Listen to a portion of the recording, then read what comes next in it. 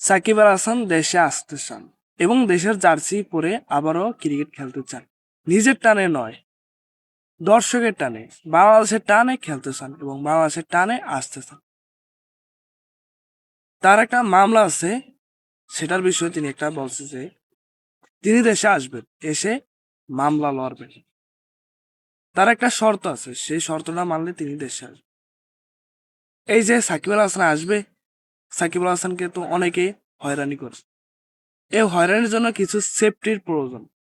তিনি সেটা চেয়েছেন যে তাকে একটু নিরাপত্তা আশ্রয় দিন, তাহলেই তিনি এসে মামলা ফেস করবেন। যেদিনই বলবে তোমাকে আমরা সেফটি দিব, সেই দিনই সাকিব আল হাসান এসে মামলা লড়বে। সাকিব আল হাসান এমনটাই জানিয়ে দিয়েছে এবং সাকিব আল হাসান চায় যে তিনি 2-3টা ম্যাচ খেলে অবসর নিতে বাংলাদেশের মাটিতে।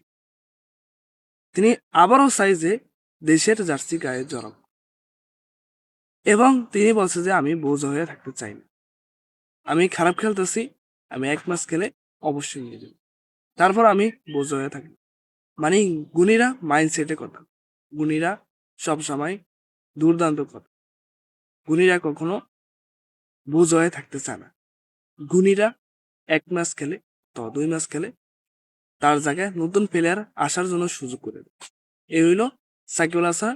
সাকিব আল হাসানের মাইন্ডসেটের কাছে অন্যান্য প্লেয়ার জায়গা পাবে, এটাই সাকিব আল হাসান, এটাই বিশ্বের লিজেন্ড, বিশ্বের কিং এবং আফগানিস্তানের বাপ সাকিব আল হাসান।